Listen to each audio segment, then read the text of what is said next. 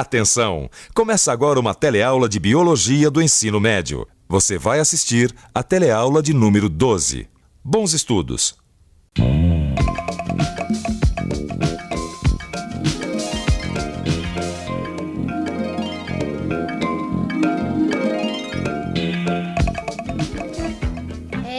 Flavinha, alguma coisa tá acontecendo com você.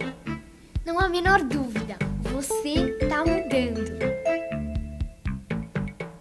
Um pouquinho mais aqui, um pouquinho mais aqui.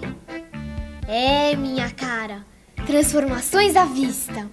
Mas o rostinho de criança continua o mesmo. Peraí, o que é isso aqui? Ah, não! Pele cheia de espinha, não!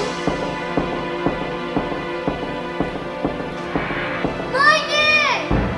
Nada de pânico, afinal de contas, todo mundo passa por transformações na passagem da infância para a adolescência. E na teleaula de hoje nós vamos ver tintim por tintim o que acontece no corpo de uma menina quando ela se desenvolve e se transforma numa moça. Nós vamos falar da puberdade feminina. Nós vamos ver as transformações que ocorrem na puberdade feminina e conhecer os hormônios que provocam essas mudanças. Vamos também entender como funciona o sistema reprodutor feminino e o que é a menstruação. Vamos ainda ver como agem os hormônios no ciclo menstrual das mulheres, identificar o período em que a mulher está fértil e pode engravidar. A adolescência é uma fase que ninguém esquece. Todos nós, homens e mulheres, somos capazes de lembrar muito bem deste tempo cheio de momentos tão marcantes. Quer ver só? Ora me tratavam como criança, ora exigiam coisas de adulto. Os seios cresceram, né? Vieram os pelos. Basicamente isso, né? A cabeça muda. A puberdade varia de pessoa para pessoa, mas de uma forma geral acontece com as meninas antes do que com os meninos. As meninas passam pela puberdade entre os 9 e 13 anos, os meninos entre 11 e 15 anos, mas a idade pode variar também conforme a raça, a alimentação, herança genética e até fatores ambientais. Foi assim comigo, foi assim com a sua avó, é assim com toda mulher. Ah, espinha na cara, mãe. Sabe o que é? É que na puberdade a pele da gente fica mais gordurosa. Aí aparecem as espinhas. E esse bigodinho aqui, olha, mãe, começou a crescer de repente. É o buço, filhota. Toda mulher tem.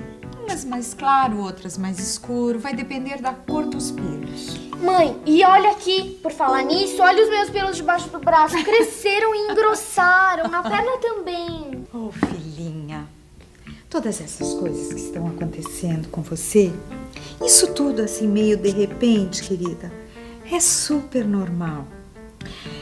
É sinal que você está deixando de ser aquela menininha sapequinha, lembra como você era? Magrinho, os braços compridos, as pernas fininhas. E agora está se tornando uma moça. Cresceu, os quadris estão mais largos, os seios estão crescendo. Ai, uma moça. A mãe não vai começar a chorar, né? Olha aqui, menina. Você pode crescer, se tornar uma mulher, mãe, mas pra mim, você vai ser sempre a minha menininha, viu? Mas, mãe, por que a gente muda tanto? Vamos ver o que acontece com uma mulher quando passa da fase infantil para a fase adulta. Primeiro vamos pensar numa coisa. Qual a principal diferença uma da outra? Resposta: a capacidade que a mulher adulta tem de gerar filhos. Muitas das modificações da puberdade têm a ver com o início da atividade sexual. Por exemplo, o aumento da estatura, o alargamento do quadril, aumento do seio, o arredondamento das formas do corpo. Quadris redondos, pernas torneadas, isso tudo funciona como atrativo sexual. São sinais também que o corpo já está pronto para a reprodução. Ela pode engravidar nas relações sexuais. O desenvolvimento do corpo da mulher também tem a ver com a gravidez. Ela passa a ter porte para sustentar o crescimento do bebê e também uma bacia larga para facilitar o parto. E as mamas produzirão leite para amamentar o bebê. Portanto, todas essas transformações que começam na puberdade estão relacionadas com a gestação. Apesar de todas essas modificações do corpo, um episódio importante da puberdade feminina é a menarca, a primeira menstruação. E isso acontece quando os órgãos sexuais da menina amadurecem. Caro diário, hoje é um dia especial. Não, muito especial. Bem, eu acho, né? Aconteceu uma coisa que eu queria muito que acontecesse. Mas ao mesmo tempo, morria de medo. Fiquei menstruada pela primeira vez. Agora eu já sou mulher. Posso até ser mãe. Não é incrível? A minha mãe me cobriu de mimos. Bom, o chazinho que ela me trouxe me fez um bem. Eu tava com um pouquinho de cólica. Aí depois ela fez questão de me explicar o que era uma menstruação. Meu amor, também não precisa ficar tão nervosa, né? Não é pra tanto. É que às vezes eu fico na dúvida, não sei se eu tô fazendo direito. Melhor deixar as coisas correrem com a maior naturalidade possível. Afinal, é natureza pura, não é? Eu sei, Paulo, mas é que tem meninas que gostam de um comentário, sentem até um certo orgulho. Já outras não. Eu, por exemplo, foi um desastre. Eu me senti tão insegura que eu preferia nem tocar no assunto. Meu amor, vai. Todas as mulheres passam por isso e sobrevivem. Afinal, menstruação não é nenhuma doença, é? Pelo contrário, é saúde. Mas por via das dúvidas, eu preferi marcar uma consulta no ginecologista. Isso sim, já estava mais do que na hora. É bom a gente se cuidar desde cedo. Você com essas... Olha o que você fez. Minha barriga fica toda inchada. Eu sinto mais cólica mesmo. E o meu peito fica super duro, inchado. Agora eu entendo a minha mãe. Coitada. Quando ela tá pra ficar menstruada, ela fica meio deprimida. Vamos conhecer o sistema reprodutor feminino. Aqui ficam os ovários, um de cada lado. Depois, temos as tubas uterinas, que ficam ligadas ao útero, que está ligado à vagina. O ovário produz o gameta feminino, que é chamado de óvulo. Todo mês, um dos dois ovários produz um óvulo. O ovário libera esse óvulo em uma das tubas uterinas, aonde poderá ocorrer a fecundação. Ou seja, onde o óvulo poderá ser fecundado pelo espermatozoide, que é o gameta masculino. A menstruação e as modificações que ocorrem no corpo durante a puberdade, tudo isso é provocado por substâncias químicas chamadas hormônios. Essas substâncias praticamente regulam o nosso organismo. Quando a menina chega aos 9, 10 anos de vida, essa glândula aqui, a hipófise, que fica bem na base do encéfalo, começa a produzir dois hormônios, o FSH e o LH. O FSH, hormônio folículo estimulante, estimula a produção e o amadurecimento de óvulos e também estimula o ovário a produzir um outro hormônio, o estrógeno.